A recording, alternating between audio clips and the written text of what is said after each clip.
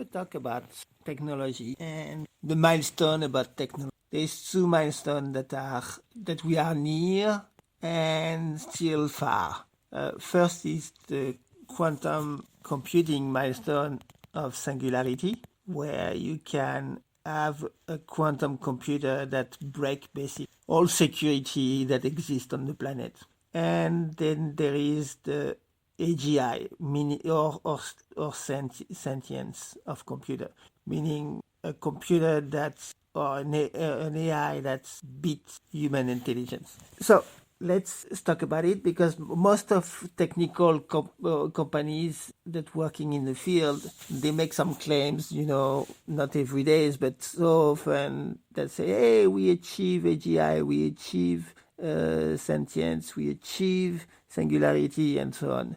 Like the Googles that say they break RSA with computing, that. Well, most of the time, it's just plain marketing. Because those milestones, even though they seems to be very close, they are quasi impossible to reach, in a sense that we get closer and closer and closer and closer, but we never get there. And so it's all depend on the definition. If we call AGI like beat human intelligence, then we have to define what is human intelligence. And we have been biased in saying something is intelligent. Everything that's something resemble human, it's called intelligence, You say the first time that a computer passed a Turing test, meaning that a computer fooled a human to the test to differentiate between a human and a computer. So if a computer fooled a human in a sense that it appeared to be a human, then we say, hey, that's intelligence. No. Intelligence is far more than what we think, what we learn in school. School system is say you have to memorize. If you have a good memory, you consider intelligence.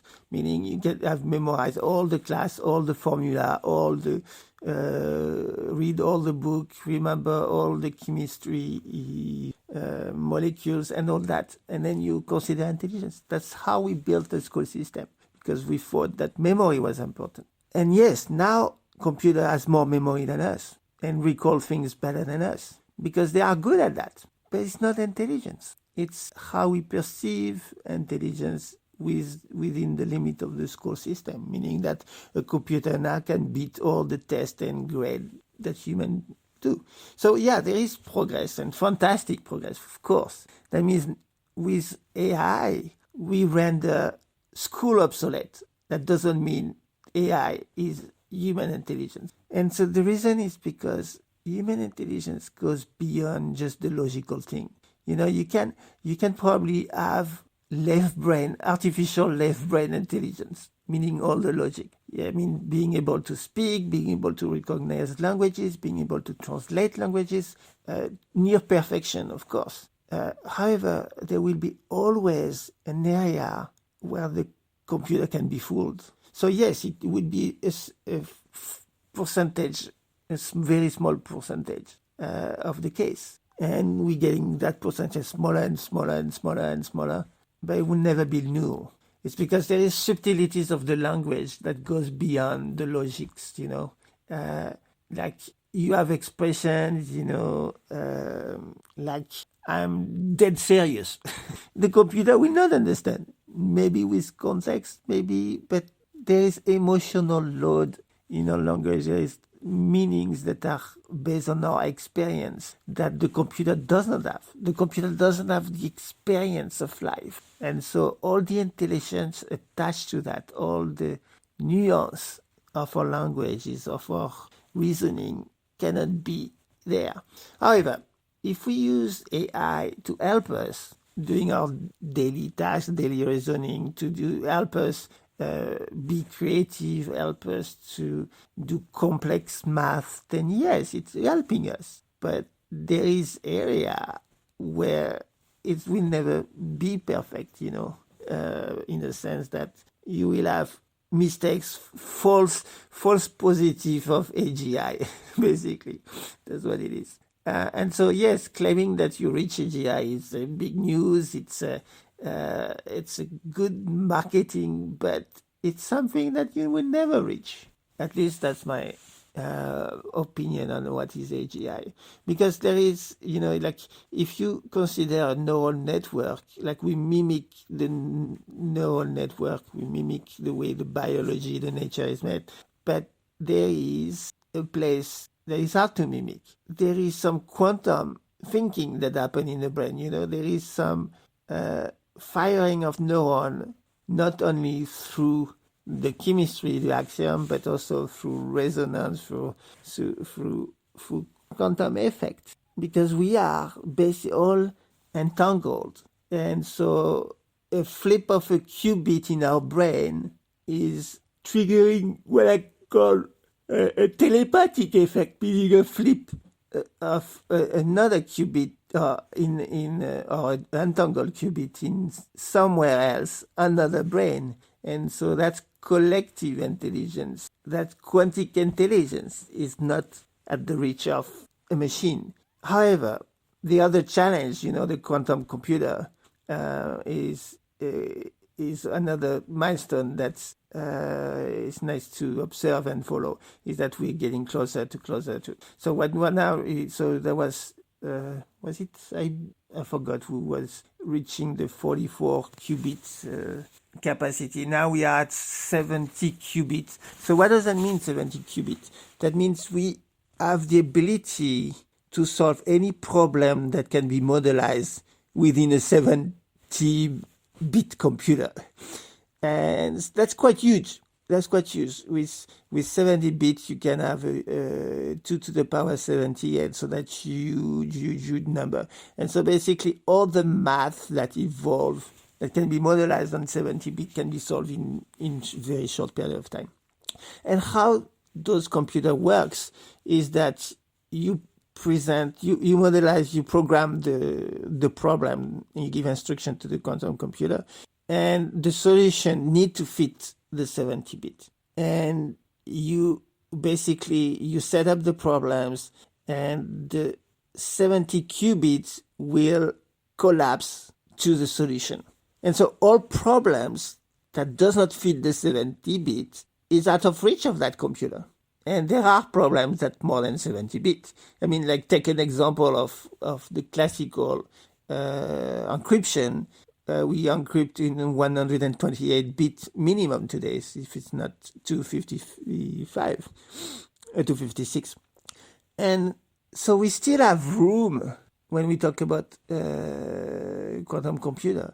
And it's very hard to add 1 qubit, because 1 qubit meaning you multiply the problem-solving space by 2.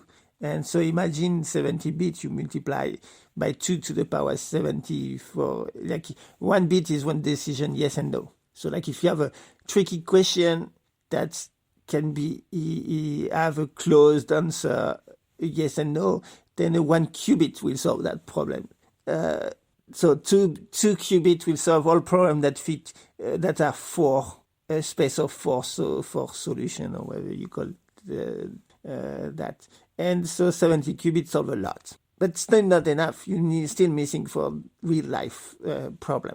And you will always be missing, because you will always have problems that are harder than the current capability of the computer. So it's the things that you can reach singularity, you can be closer and closer and closer and closer, but never reach like the full singularity. And singularity meaning that solving all problems instantaneously, which is something that the human intuition can reach, is that we have like trillions of connection in our brain, huge number of neurons. I don't know exactly, you remember the exact number.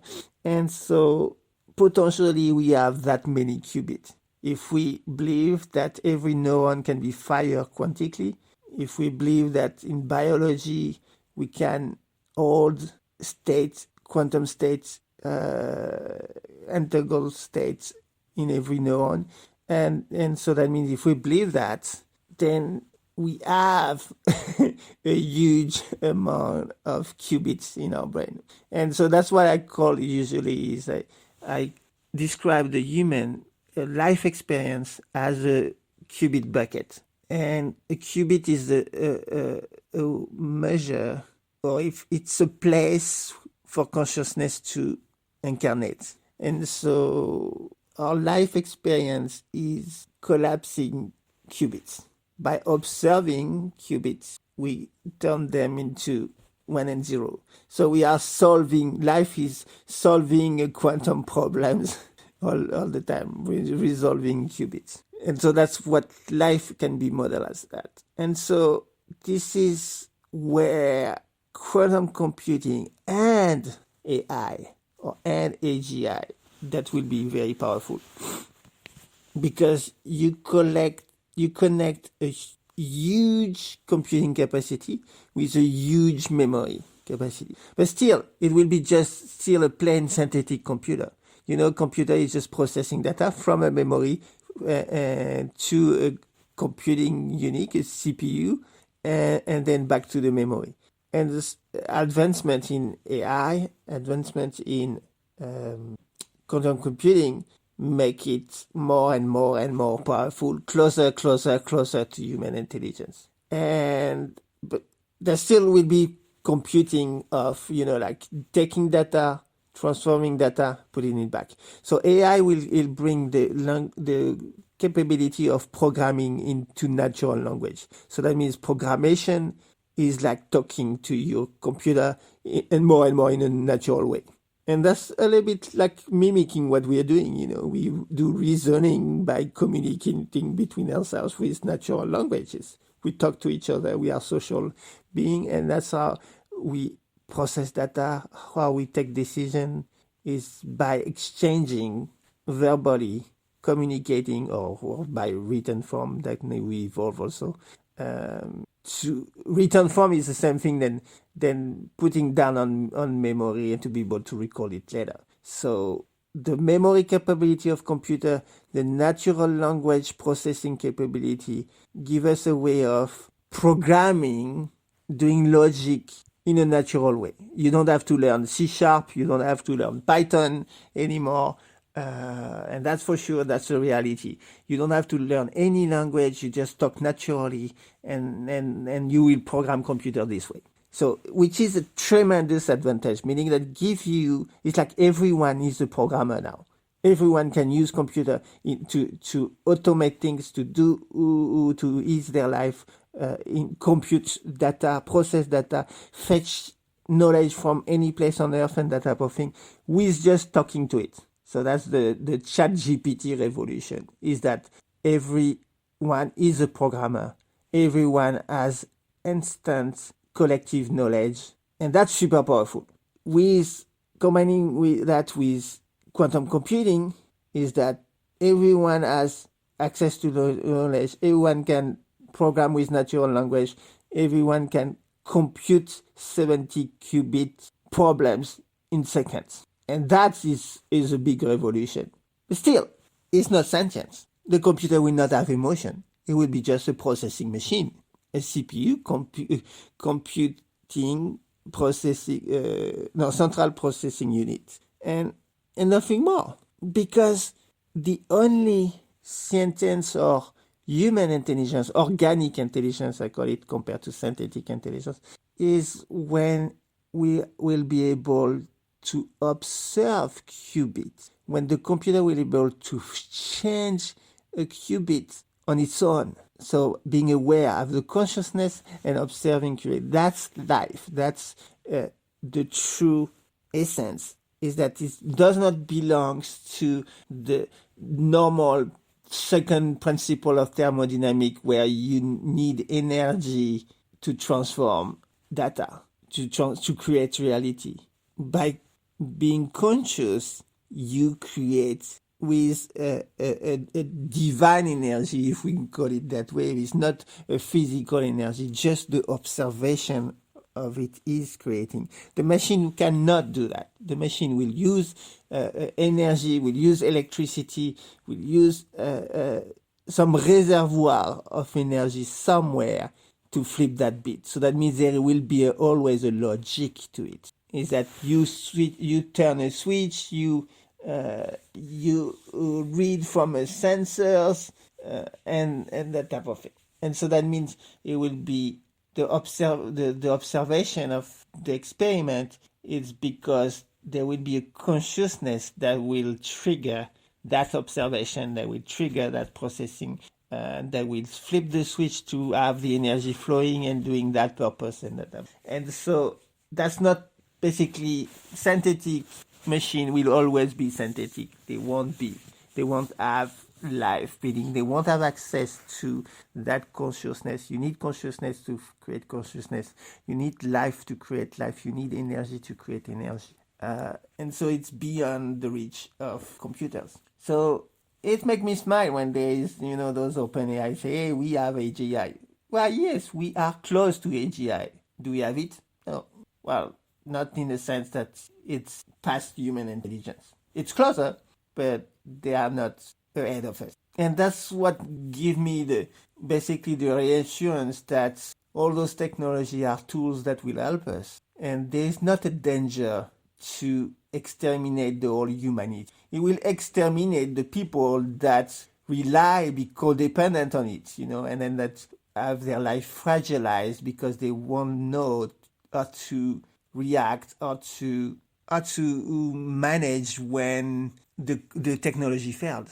They won't feel they will put their life and they will put their some life resources some in the hand of the computer, and then when it fails they won't know how to do it. It's like today we fragilize our society because we push too much the limit, and we limit the resilience to make it cheaper, to make it, making more profit. Is like water. I mean, we don't store water. We don't know how to store water. If there is a drought, we get screwed.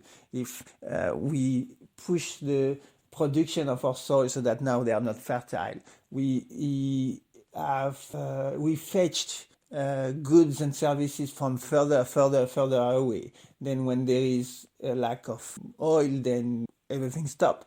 We connect our power grid on the internet, so when there is a hacker, then boom, they can shut down the whole city. So we used to have like phones that are powered with like guaranteed to be powered all the time, so for emergency. Now if our battery is dead, then we are stuck. We put battery rather than having in power line. We don't have generators beside hospitals. And so we make choices because we rely on technology that is close to perfect, that is not failing all the time, so we trust it. But then it still fails from time to time. And we are in big trouble when it fails. It's all the huge crises that we see because we forgot that synthetic technology is not 100% reliable. It is close to. So it helps us last, but we, by economy and optimization, we forgot to treat the case where it fails. I mean, I have examples, I got... I'm pretty bad with phone, they fail me a lot of time, so, and I try to have like meeting, my electronic calendars and that type of thing. And yes, I missed appointment because my phone was not able to book, because my phone was offline, because I ran out of battery, I have very little, it's all those things where if you use a piece of paper, yes, it's less convenient, you have less room for putting your appointment, but it's more reliable than a phone, an electronic device. The paper, you can read it as long as you have light, you can read it, and it lasts more than any digital record. If you take a digital record, you set up a website, with information, and you let it go. 3 years later, it doesn't work. 3 years later, it's not available. Something changed, and make it inaccessible. Or top domain name change, like the Mali .ml domain, US military just decided to shut it down because all military mails that was supposed to go to the .mil went into the Mali, and the Mali is in collaboration with Russia, so U.S. military communication goes straight to Russia. And so because of that, they shut down the .ml domain. And so all the websites using that, boom, disappear from day one to day two. So this is every time that we trust technology because it's convenient, because it's helped us most of the time, we are a little bit laxing on the resilience. The time it doesn't work. We forget the time it doesn't work. Oh, no matter, it works most of the time. But then we're in trouble when it fails. And that's where human intelligence is not replaceable, because we need human intelligence when technology fails. And so if we, imagine that now everybody doesn't need to learn how to speak, don't need to learn how to write, because we have those AI that do it better for us. If every book is written with ChatGPT or equivalent big language models, generative AI, then we will lose our ability to be creative, and everything will be blah, insipid, meaning without taste. All creation will be homogeneous, meaning AI generated. And so if we do that, we lose our ability to be creative. We lose our ability to have beautiful masterpiece. And that's where it can be self-destroying. By the AI can destroy the people that rely too much on it, because they will render unable to survive when it fails. So it's more resilience. We need resilience, AI resilience for our survival. That doesn't mean it can destroy us. It's the question is that we make ourselves fragile by using it. We lose our ability, our intelligence, our cognitive ability to solve problems without it. Because nature is like that. If you can all outsource anything that consumes energy, nature will evolve to use that type of outsourcing. It's like if we can rely on someone else to bring us food, then we'll do it. And it's our any type of domestic animal is that rather than learning how to get their food themselves, they have everything served. So we use it to domesticate animals, but then those animals, when you get them back in nature, they cannot survive because they lose the ability to survive. And so it's like that, is that using something because it's easy, it's convenient, it's okay as long as we don't forget how to use it when it's, how to not to use it in the case it fails. Is that we don't put our life at risk with is essential technology. So same thing is that people that today doesn't know how to cook because we are most of the time having ready to go meals, everything prepared. So now when people are stuck, when the shops are closed, the restaurants are closed, boom, they don't know how to eat. So they can survive a little bit, they can and try to cook a little bit. I mean, and okay, it's not tasty, blah blah blah, but they have no knowledge about what's like nutrition knowledge, and so if it lasts longer than a year, they will be totally depleted of some nutrients, and then they might get sick and that type of thing. So it's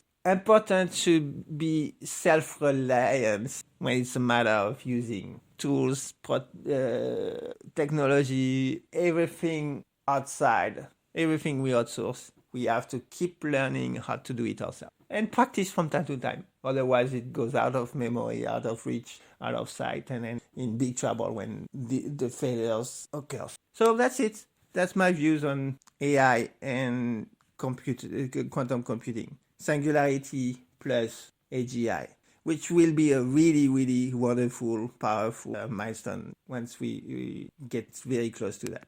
But it's a milestone that moves away all the time.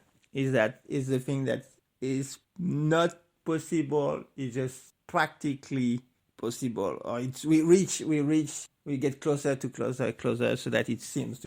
We have the same thing, in there is big concepts. It's like, can we have, in computer science, can we have truly distributed system? And yes, we can distribute things, but there is always a centralized place. Otherwise, you cannot use that system. If you don't know where the system is. So it's logically centralized somewhere. Somewhere you know the information of how to connect to that decentralized system. And that connection link is centralized. Is you need to know where to go to access to that system. And that's the centralized point. So truly decentralization doesn't exist because the knowledge that it exists is centralized. Otherwise, it's totally unusable. So truly decentralized systems are unusable. And so it's those like interesting mathematical problems that are close to possible but never possible. It's like the security things. Can we have security without trust? No. There is somewhere an element of trust in any security, even Bitcoin. You have to trust the formula. You have to trust the bootstrap servers to get you on the right blockchain. And once you're on the blockchain, yes, it's zero trust. But you have to trust something. You have to trust the developers that they know backdoors and formulas that allow you to crack basically the security. So trust the human, trust the address, and that type of thing. So here you go. Thank you. That was a 30 minutes long talk about progress and technology. What's important is still keep our consciousness in everything we do. Disclose our intention, and then we'll be safe. Because life is conscious living, not just a logical, synthetic set of decisions. Our sentience is the capability of creating, the capability of observing phenomenon, collapsing waves from far ends of the universe. That's our intelligence. We are a conscious bucket of infinite qubits. So tell me, the day the machine can reach that stage, we can get closer, like pseudo-infinite, but never infinite. And that's the beauty of life. Okay, I let you go. Have a beautiful, wonderful day and be syntropic to the world. Thank you.